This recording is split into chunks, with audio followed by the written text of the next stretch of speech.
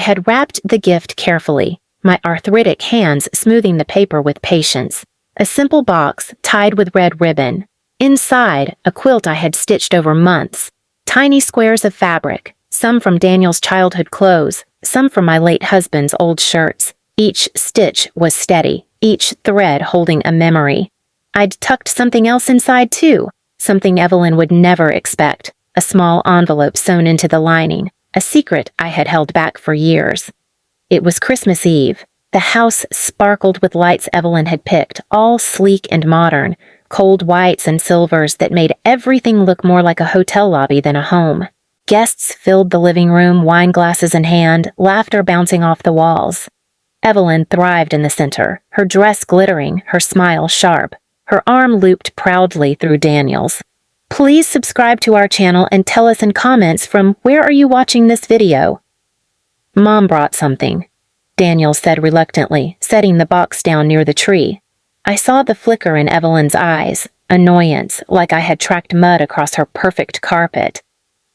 When the time for gifts came, the children's excited squeals filled the air. Evelyn leaned forward as Daniel unwrapped expensive gadgets, silk ties, watches. Then, my box was pushed across the floor toward her, the bright red ribbon sliding loose.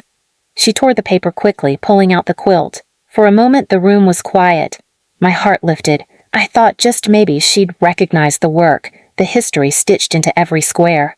But then she laughed, loud, cruel, sharp enough to cut me in half. "A blanket?" she said, holding it up like something filthy. How quaint. The guests chuckled with her, eager to stay on her side. Daniel looked away, embarrassed but silent. "It's handmade," I whispered. "Every square is from our family.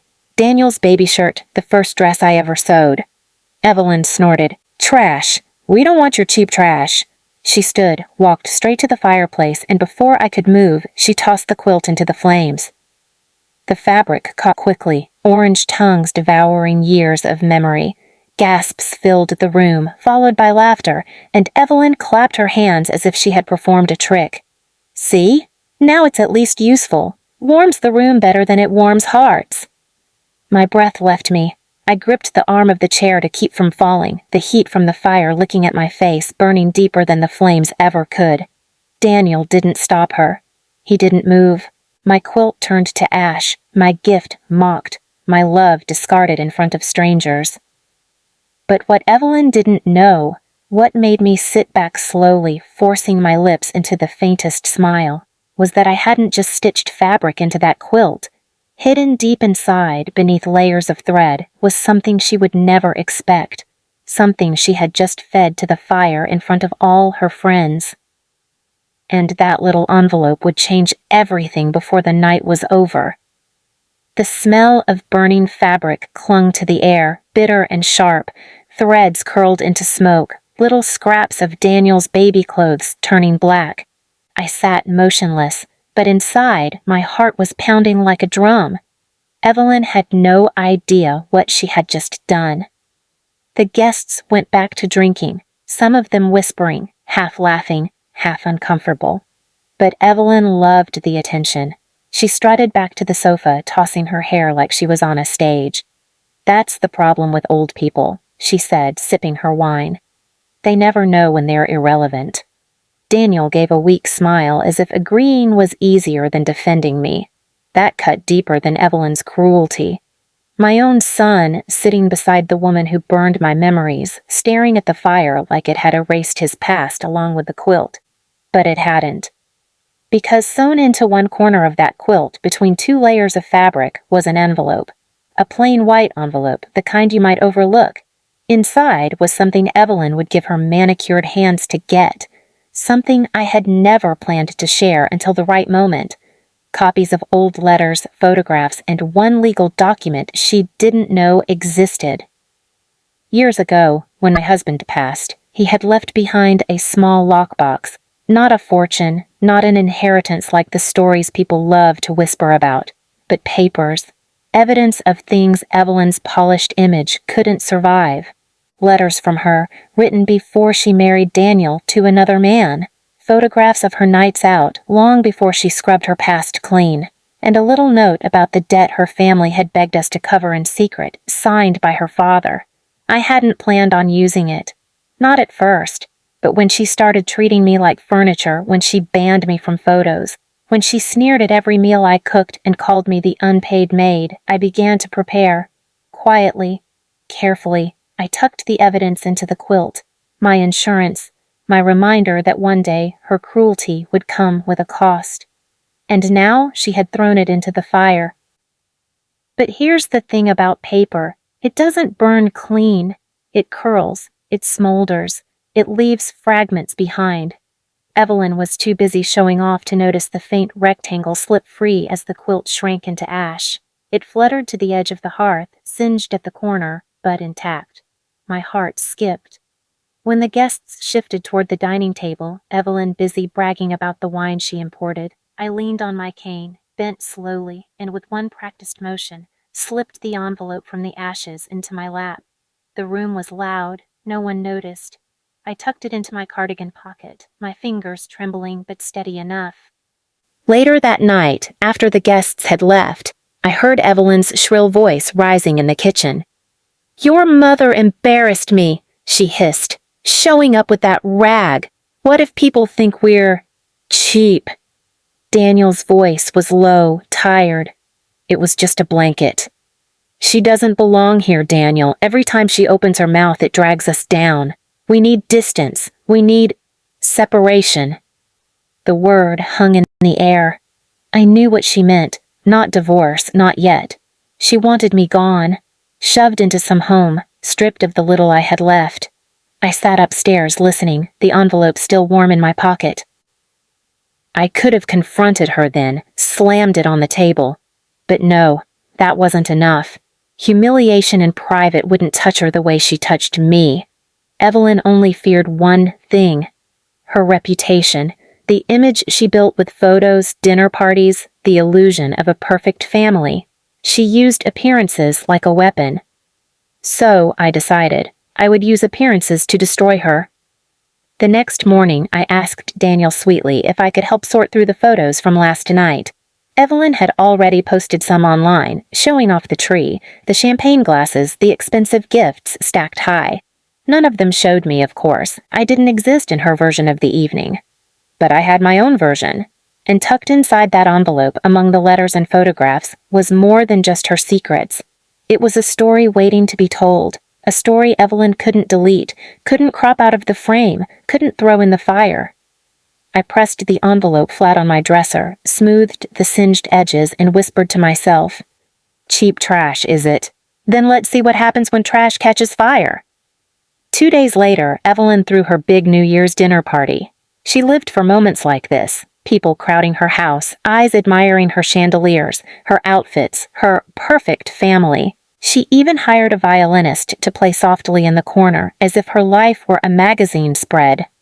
I dressed quietly in the room she had shoved me into at the far end of the hall, the one she called the storage room. My cardigan smelled faintly of smoke still, but in its pocket was the envelope. I ran my fingers across it, the paper crackling, reminding me why I was there. The guests arrived in waves, coats rustling, voices loud. Evelyn moved like a queen, greeting them with air kisses, laughing too loudly. Daniel trailed behind her, already with a glass of whiskey in hand. The children darted through the rooms, mostly ignored. Dinner began with speeches. Evelyn raised her glass, standing tall at the head of the long table. "To family," she purred, her eyes sweeping across the guests. Then she smirked at me, sitting silently at the far end. "Even the ones who bring interesting gifts." Laughter rippled across the room. I held her stare for just a moment and smiled, quietly. After dinner, the violinist packed up and Evelyn clapped her hands. "Time for the highlight," she announced. She loved highlights, anything that gave her center stage. This time, she pulled out the printed photographs from Christmas Eve, showing off her decorations, her family, her perfect life. She passed them around, each picture capturing her curated image of control. That was when I moved. I leaned heavily on my cane, shuffled to the sideboard where the extra wine bottles sat, and slipped one of my photographs, the ones Evelyn thought had burned, into the pile.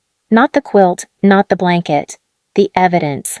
One of her letters, the words in her own handwriting. I don't love Daniel. He's safe, he's money, but he's not you. The room didn't notice at first. Wine poured, laughter bubbled, until someone unfolded it. What's this? A guest murmured, frowning. Evelyn turned, confused. What are you holding? The guest read aloud before Evelyn could snatch it away. Her face drained of color. The words filled the silence, every stroke of her old handwriting slicing through the room like glass. Another guest picked up a second paper from the pile. It was the debt note her father had signed years ago, begging for money.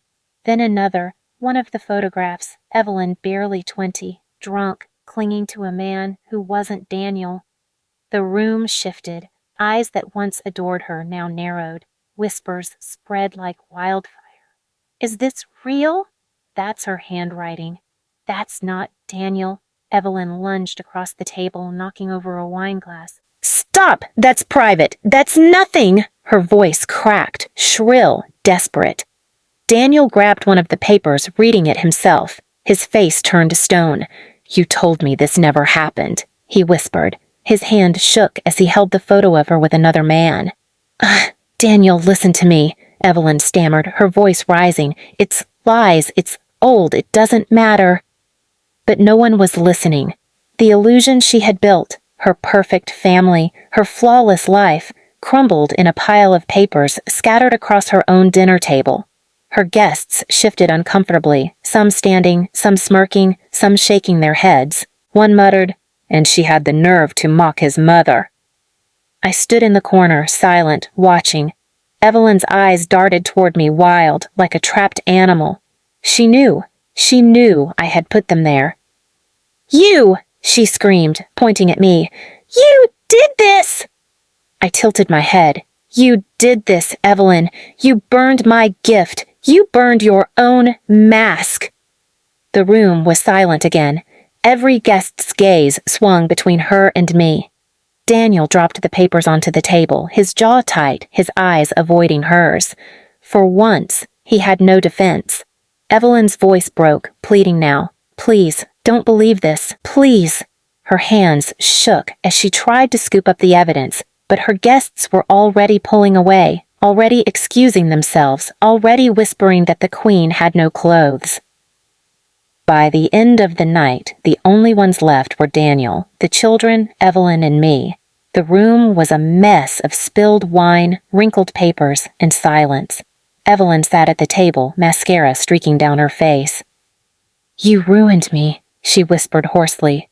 No, I said softly, gripping my cane. You ruined yourself. I just let everyone see. I turned and walked slowly toward the hallway. My steps were steady, deliberate. I didn't need to scream, didn't need to shout. The humiliation Evelyn had poured onto me in front of others had finally been returned to her, multiplied. That night, for the first time in years, I slept soundly. And when I woke the next morning, I found Evelyn still in the same chair, her eyes red, her perfect world reduced to ash, just like the quilt she thought was cheap trash. But unlike the quilt, she wasn't warm. Please subscribe to our channel and tell us in comments from where are you watching this video.